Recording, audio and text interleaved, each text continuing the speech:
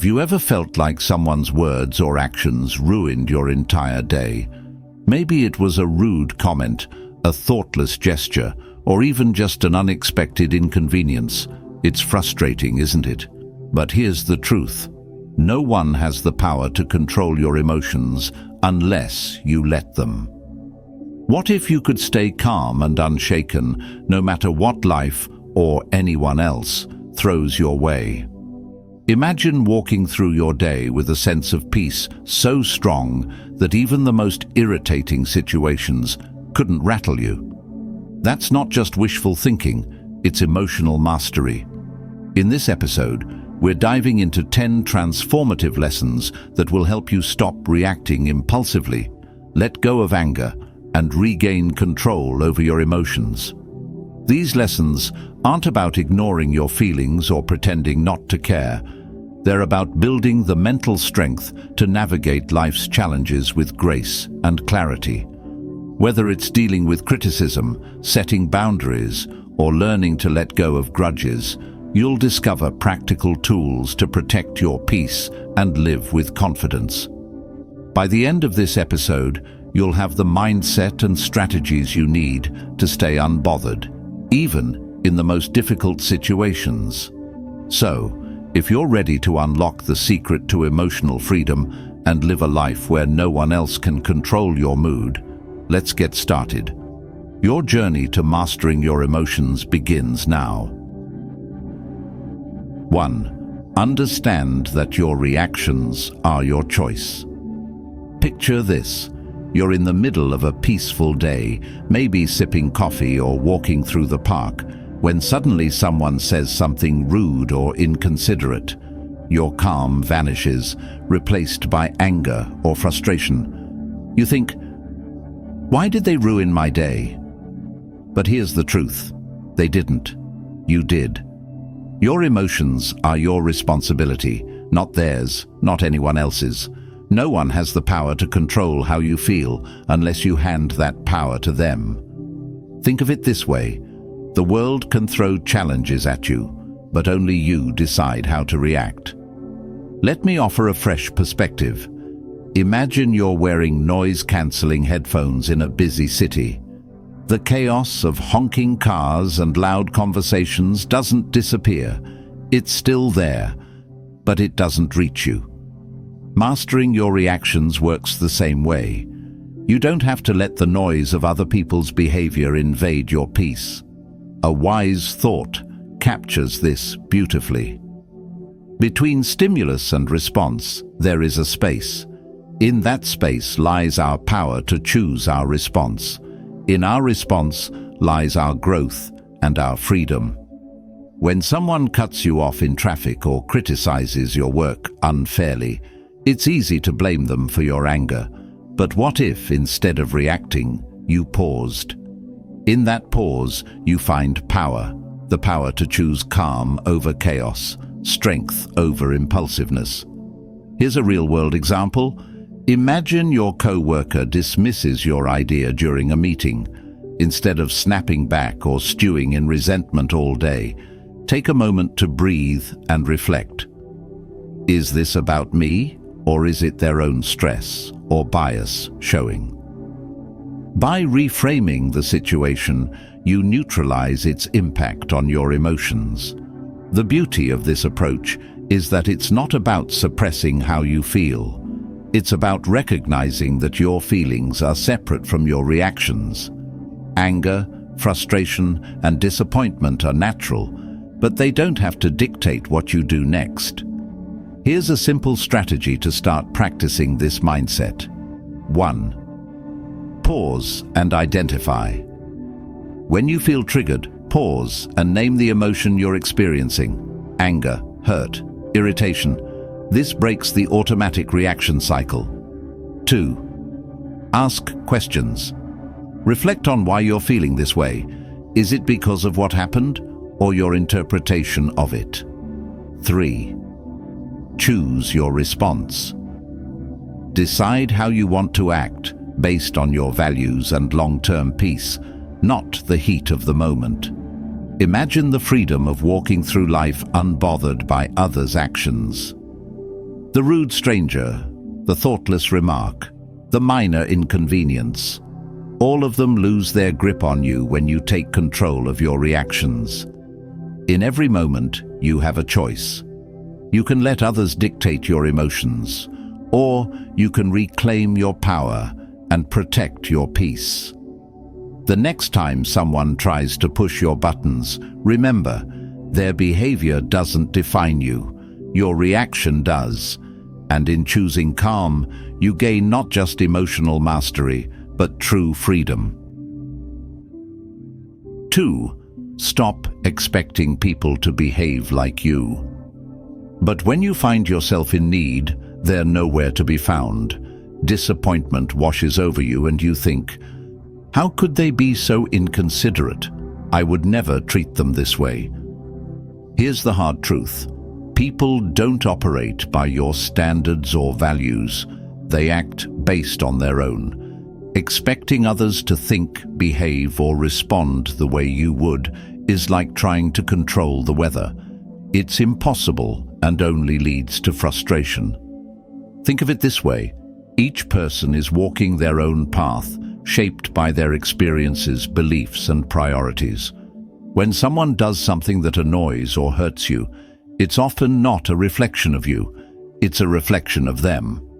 Trying to change or control their behavior only leaves you feeling powerless. Instead of focusing on how others should act, focus on accepting them as they are. Let me give you an example. Imagine a co-worker who constantly interrupts during meetings. Instead of seething with frustration or trying to teach them a lesson, recognize that their habit has nothing to do with you. By letting go of the expectation that they'll change, you free yourself from unnecessary emotional turmoil. A wise thought sums this up perfectly. Expectations are the root of all suffering. The less you expect others to behave in a certain way, the more you protect your peace. Here's a practical exercise to help you let go of these expectations. 1. Acknowledge your assumptions. When someone upsets you, ask yourself, what was I expecting them to do? 2. Challenge that expectation. Reflect on whether it's realistic to expect someone else to act exactly as you would. Shift your focus. Instead of trying to control their behavior, focus on how you can respond calmly and maintain your peace. Think about how liberating this mindset is. The rude stranger, the forgetful friend, the inconsiderate co-worker, none of them have the power to disrupt your emotions unless you let them. When you stop expecting others to meet your standards, you take back control of your reactions. In the end, people are who they are, not who you want them to be. Accepting this truth doesn't mean tolerating bad behavior or abandoning your values. It means recognizing that your peace is too valuable to sacrifice for something you can't control. The next time someone disappoints or frustrates you, pause and remind yourself, they're acting from their nature, not mine, and that's okay because I choose my response. By releasing those expectations, you gain freedom, not just from others' actions, but from the emotional weight they once carried. 3. Let go of the need to always be right. Think about the last time you got into an argument. Maybe it was over something trivial, like which route was faster, or something deeper, like a disagreement with a close friend or partner. As the conversation heated up, did you feel that strong urge to prove your point, to show them you were right? We've all been there, clinging to our version of the truth like it's a lifeline. But here's the thing, that need to always be right, it's exhausting and unnecessary. The need to win every argument or prove your perspective often stems from insecurity. It's as if being wrong threatens our worth or identity. But what if you could let go of that need entirely? What if you could approach disagreements with curiosity instead of defensiveness? A powerful thought to keep in mind is this: would you rather be right, or would you rather be at peace? Often, our insistence on being right creates tension, damages relationships, and fuels our frustration. On the other hand, letting go of the need to prove yourself allows you to preserve your peace and approach conflicts with understanding. Imagine someone accuses you of something unfair. Your instinct might be to defend yourself, to argue your case, or to point out their flaws in return. But what if you paused and asked yourself, is it worth my energy to prove them wrong? Will this argument change anything important in my life? In most cases, the answer is no. Here's an example.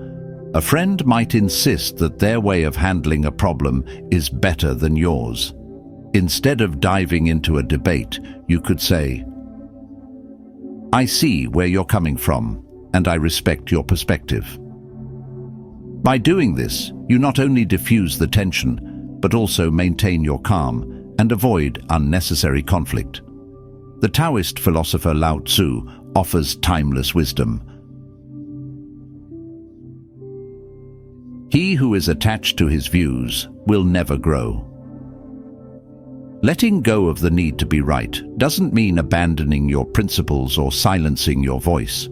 It means recognizing that not every disagreement needs a resolution in your favor. It's about choosing when to engage and when to step back. Here's how to start practicing this mindset. 1. Pause before responding. When you feel the urge to argue, take a deep breath and reflect on whether it's worth your energy.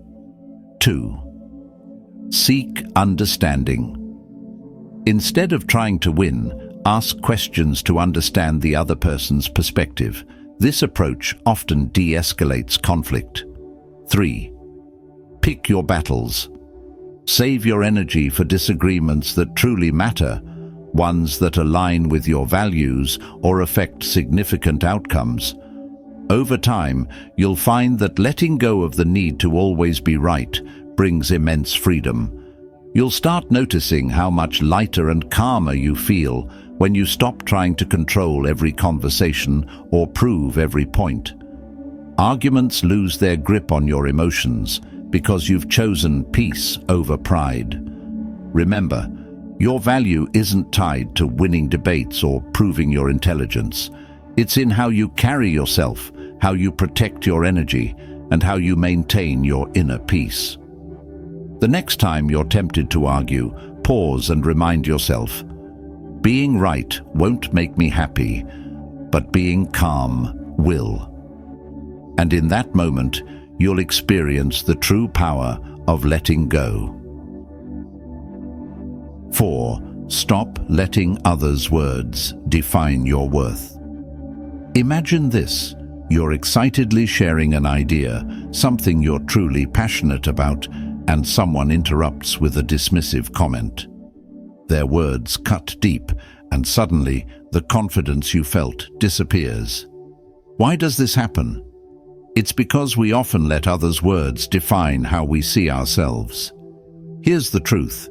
Your worth isn't determined by someone else's opinion. It's not tied to their compliments, criticisms, or judgments. When you rely on others to validate you, you hand them the power to control your emotions. True emotional freedom comes when you take that power back. Let's consider an example. A colleague criticizes your work, not constructively, but in a way that feels harsh or personal. Your instinct might be to defend yourself or feel disheartened.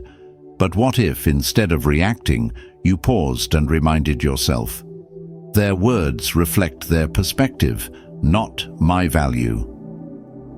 By detaching your worth from their opinion, you protect your peace and maintain your focus.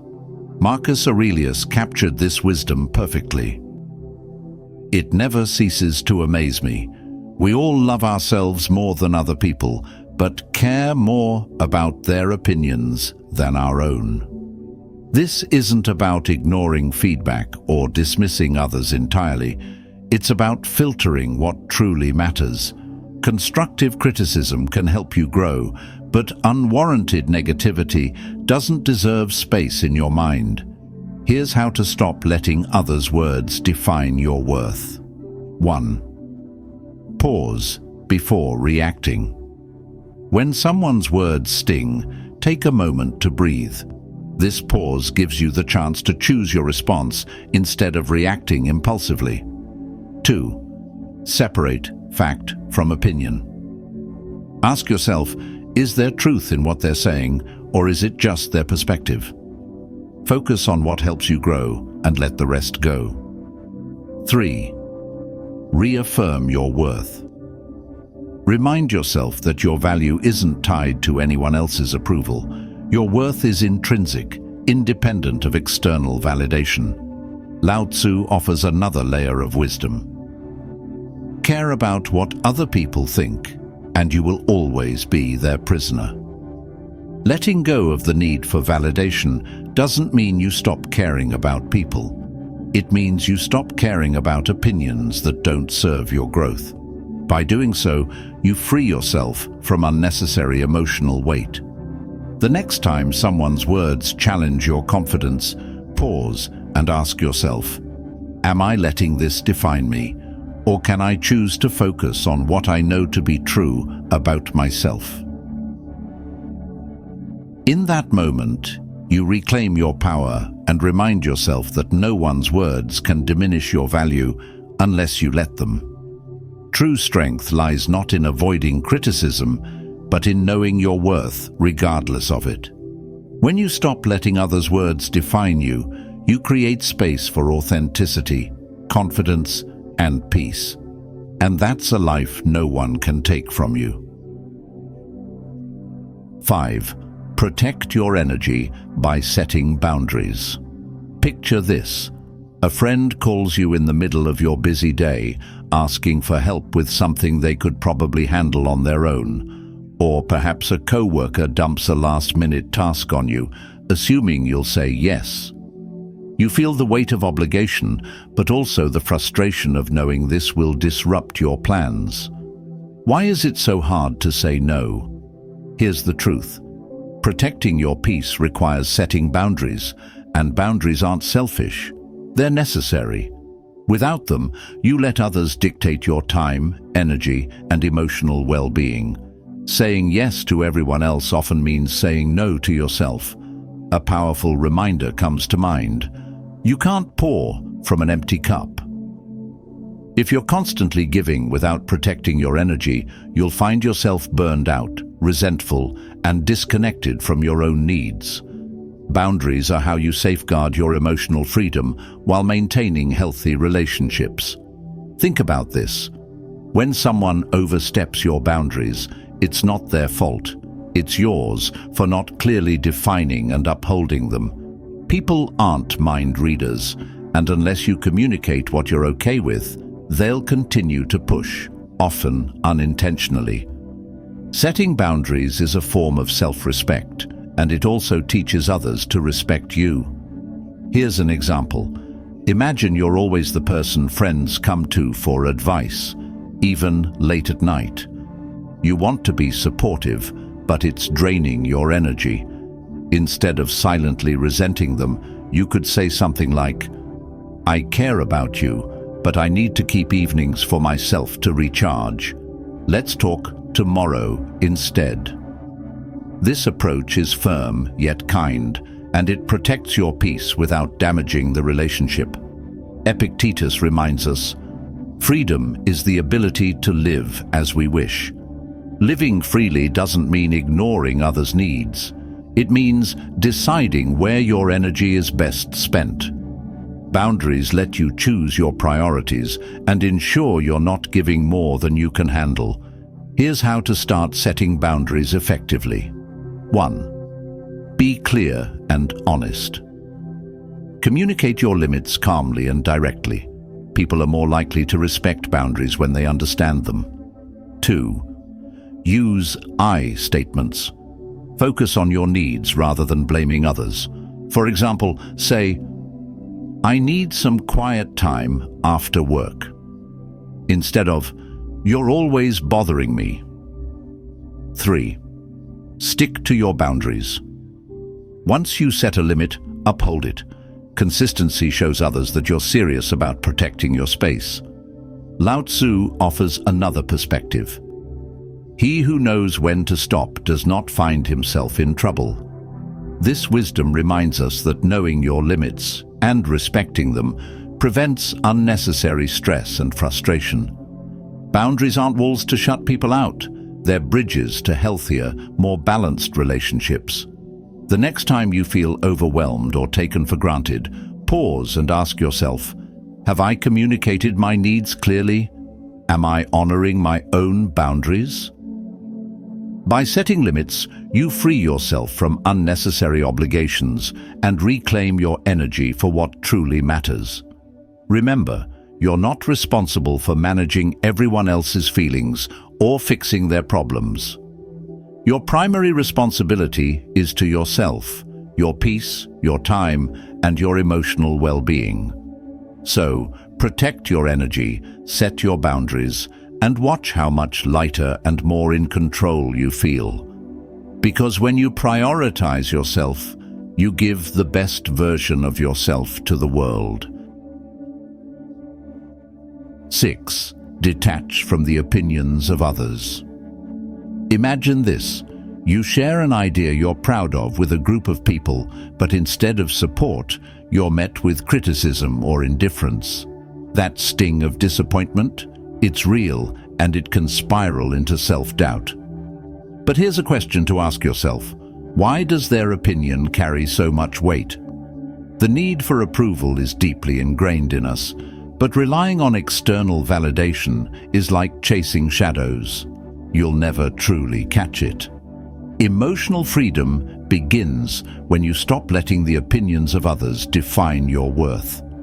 Think of it this way. Everyone views the world through their own lens, shaped by their experiences, biases, and insecurities. What someone says about you often reveals more about them than it does about you. When you internalize their opinions, you give them power over your emotions and decisions.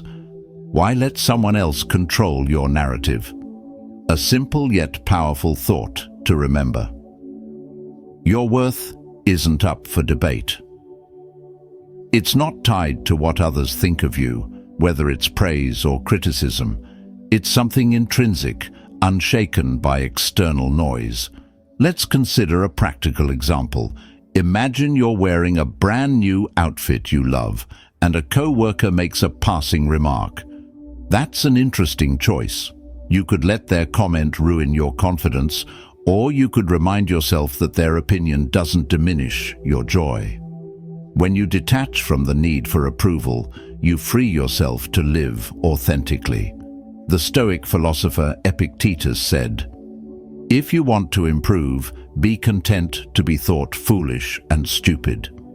This might sound harsh, but it's liberating. Growth often involves going against the grain or doing things others might not understand. Seeking approval can hold you back, while embracing your own path, even if misunderstood, sets you free. Here's how to start detaching from the opinions of others. 1. Question their importance. When someone's opinion bothers you, ask yourself, why does this matter to me? What authority do they have over my life? 2. Reaffirm your values. Focus on what matters to you, not what others expect. Ground yourself in your goals and principles. 3. Practice letting go. When criticism or judgment arises, acknowledge it without clinging to it. Picture their words as leaves floating down a stream, there but not lasting. Lao Tzu offers another perspective. Care about people's approval, and you will be their prisoner. This doesn't mean ignoring feedback or isolating yourself from others. It means filtering out what doesn't serve you. Constructive criticism can help you grow, but unwarranted judgment, that's theirs to carry, not yours. Think of detaching from opinions like shielding yourself from bad weather. The rain may fall, but it doesn't have to soak you. By focusing on your own inner compass, you remain grounded no matter how others perceive you. The next time someone's words shake your confidence, pause and ask yourself, am I living for them or for me? By choosing to detach, you reclaim your freedom, protect your peace, and build a life that's authentically yours. Remember, your path is yours alone, and it's far too important to be swayed by fleeting opinions. 7. Respond with silence, not anger. Imagine this. You're in a heated argument. Someone says something hurtful or intentionally provocative, and you feel the anger rising. Your heart pounds, your face heats up, and your instinct is to fire back with a cutting remark. But what if, instead of reacting, you simply said, nothing? Silence is one of the most powerful tools you have when dealing with others' negativity. It's not about conceding or avoiding confrontation. It's about choosing calm over chaos. Responding with silence doesn't mean you're weak. It means you're strong enough to value your peace over the need to retaliate. There's wisdom in this. The less you respond to negativity, the more peaceful your life becomes. Silence speaks volumes. It says, I won't let your behavior control me. Let's take an example. Imagine someone at work undermines you during a meeting, trying to make you look bad in front of others. You have two choices: engage in a back-and-forth argument, or pause and respond with silence. By staying silent, you deny them the reaction they seek and maintain your composure, showing everyone around you who truly holds the higher ground. The Stoic philosopher Marcus Aurelius said, "The best answer to anger is silence." Anger often seeks fuel to keep burning, and silence starves it. When you choose not to engage, you're breaking the cycle of negativity and protecting your emotional well-being. Think of silence as a shield. It deflects the noise without pulling you into the fight. Here's how to make silence your go-to response in moments of provocation. 1. Pause before reacting. When someone says something provocative, take a moment to breathe. Silence creates space for clarity. 2. Listen without defending. Sometimes people just want to vent or be heard. Let them speak without interrupting or feeling the need to explain yourself. 3. Speak only when necessary. If a response is required, keep it calm, measured, and to the point. A Buddhist teaching reminds us, speak only if it improves upon the silence. This doesn't mean you suppress your feelings. It means you choose when and how to express them. Silence doesn't ignore the problem. It preserves your energy for moments where your voice truly matters. Think about how often we regret words said in anger. Silence removes that regret. It allows you to reflect, reassess, and respond thoughtfully rather than impulsively.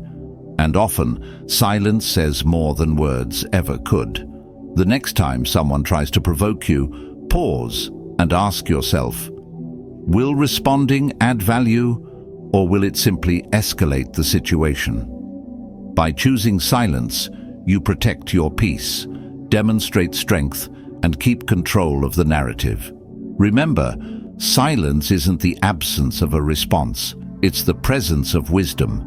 It's the ability to rise above the noise and say, your words don't control me, my peace does. And that's how you win the battle without ever raising your voice. 8. Practice gratitude to dissolve anger. Imagine you're having one of those days where everything seems to go wrong. Your plans fall apart, someone makes a rude comment, and the smallest inconveniences feel unbearable. Anger starts bubbling up and you think, why does everything have to be so difficult? Now pause. What if, instead of focusing on everything going wrong, you shifted your attention to what's going right. Gratitude has a way of turning anger into calm and reframing even the worst moments into opportunities for perspective and peace. Here's a powerful truth. You can't feel grateful and angry at the same time. Gratitude works like a mental reset button. It pulls you out of the spiral of negativity and reminds you of the good that still exists, even in frustrating situations. Take a simple example. You're stuck in traffic, running late to an important appointment. Instead of fuming at the cars ahead, try this. Take a deep breath and think of 3 things you're thankful for. Maybe it's the fact that you have a car, the opportunity you're headed toward, or even just the music playing on the radio.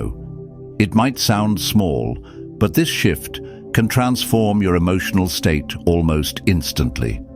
The philosopher Cicero said, "Gratitude is not only the greatest of virtues, but the parent of all others."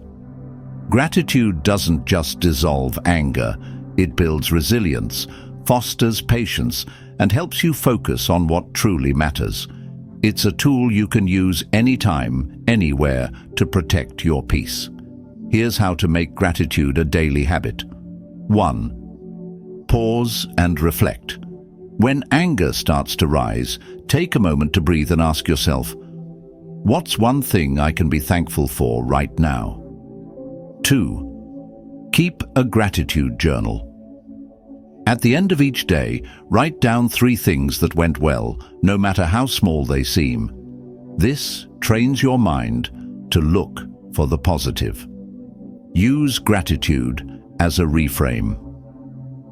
When faced with a challenge, think about what you can learn or how the situation could be worse. Gratitude often comes from recognizing what you still have. For example, let's say someone criticizes you harshly. Instead of letting anger take over, try reframing it. I'm grateful for the chance to learn from this feedback, even if it wasn't delivered kindly. This doesn't excuse the other person's behavior, but it keeps you in control of your emotions. The Buddha reminds us, let us rise up and be thankful, for if we didn't learn a lot today, at least we learned a little. And if we didn't learn a little, at least we didn't get sick. And if we got sick, at least we didn't die. So, let us all be thankful. Gratitude shifts your focus from what's lacking to what's present. It's not about denying frustration or anger. It's about choosing to prioritize what uplifts you over what drags you down. The next time you feel anger creeping in, pause and ask yourself, what can I be thankful for in this moment? You'll find that gratitude doesn't just dissolve the anger, it replaces it with calm, clarity, and a sense of control.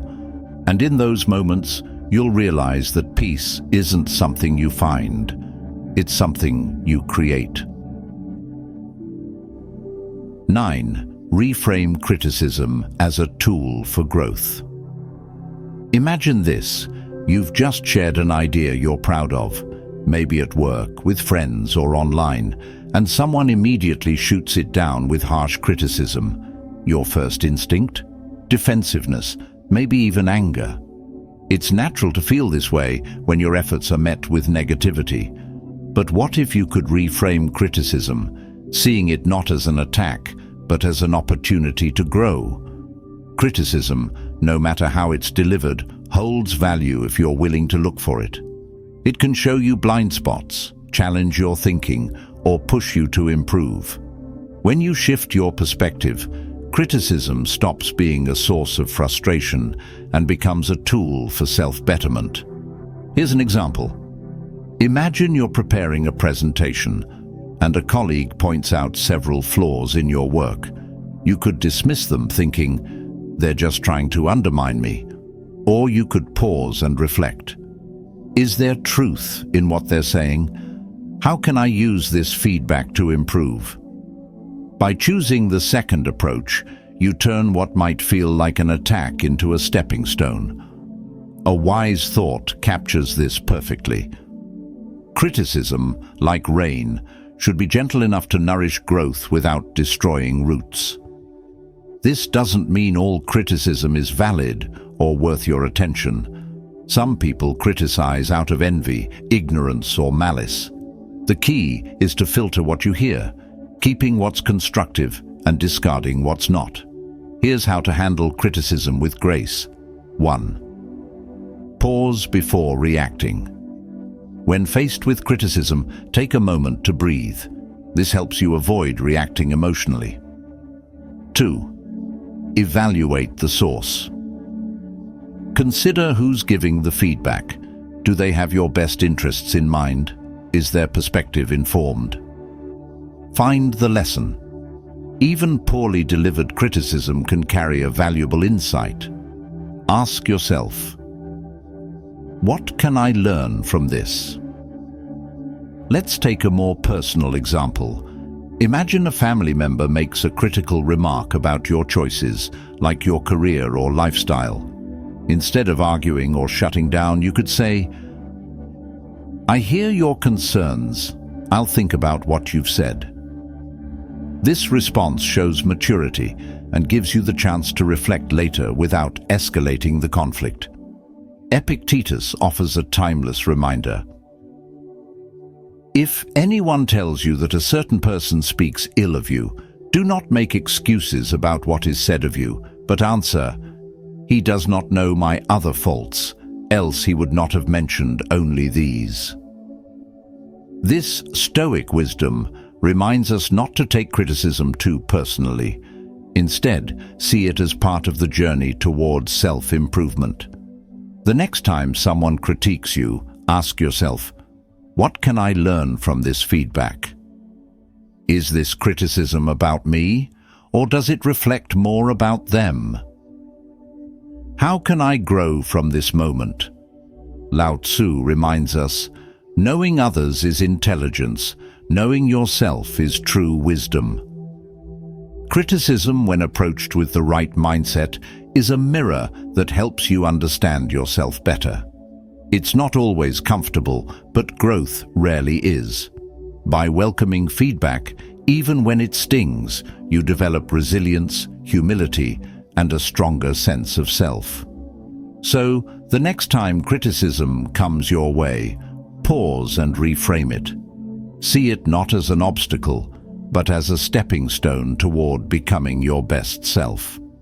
Remember, growth often hides in discomfort, and those who embrace it unlock a level of strength that no criticism can shake.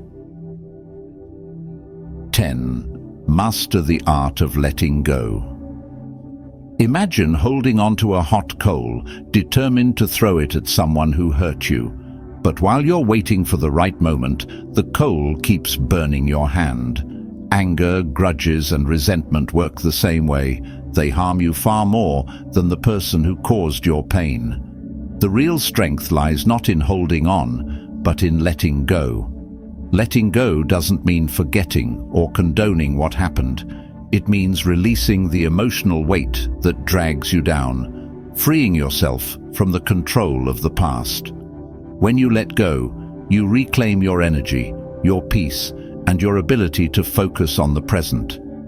The Buddha puts it beautifully. Holding on to anger is like drinking poison and expecting the other person to die.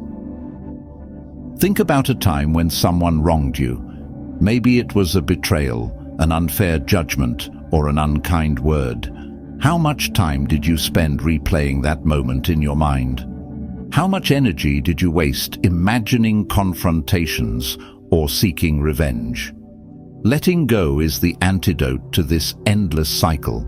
It allows you to move forward instead of staying trapped in the past. Here's an example.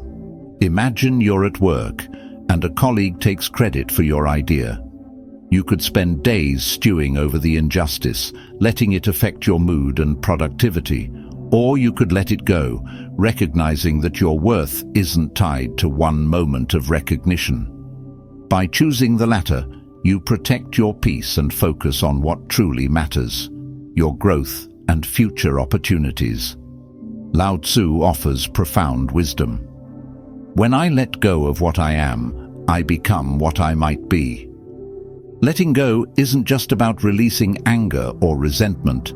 It's also about letting go of perfectionism, fear of failure, or the need for control. It's about embracing life as it is, with all its unpredictability, and finding freedom in acceptance. Here's how to start practicing the art of letting go. 1. Acknowledge your feelings. Suppressing emotions only makes them stronger. Allow yourself to feel hurt, anger, or disappointment without judgment. 2. Reframe the situation. Ask yourself, what can I learn from this experience? How can I grow stronger because of it? 3. Focus on the present. Letting go is a choice you make for yourself, not for the other person. Shift your attention to the here and now, where your power lies. Think of letting go like releasing a balloon. The longer you hold onto it, the more it strains your hand. But when you let it float away, you feel lighter and freer. Life becomes less about what happened and more about what's possible. Marcus Aurelius reminds us, do not be disturbed by what is outside your power. Let it go, and you will find peace. This doesn't mean letting people walk over you or ignoring injustice. It means choosing where to direct your energy. By letting go of what you can't change, you create space for what you can, a brighter, calmer, and more fulfilling life. So the next time you find yourself clinging to anger or regret, pause and ask yourself, is this worth my peace? What would my life look like if I let this go? The answer will guide you toward emotional freedom, because true strength isn't in holding on, it's in knowing when to release. And when you do, you'll discover that the lighter you feel, the stronger you become.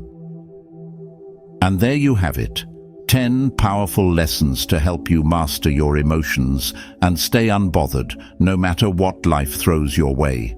These aren't just ideas, they're tools you can use every day to protect your peace, build resilience, and take control of your reactions. Remember, the goal isn't to suppress your feelings or become indifferent. It's to respond to life's challenges with clarity and strength. Emotional mastery isn't about what happens to you. It's about how you choose to react. The power to stay calm, centered, and free lies entirely in your hands. As you move forward, take these lessons with you. Practice pausing before you react. Set boundaries that protect your energy, and let go of the things and people you can't control. Each time you choose peace over anger, you take one step closer to living the unshakable life you deserve. If you found value in this episode, don't keep it to yourself. Share it with someone who might need a little extra calm in their life. And if you have your own tips or experiences about staying unbothered, I'd love to hear them. Drop a comment below. Thank you for joining me on this journey. Remember, emotional freedom isn't a destination, it's a practice. So keep showing up for yourself, stay mindful, and keep growing stronger every day. Until next time, take care and stay unbothered.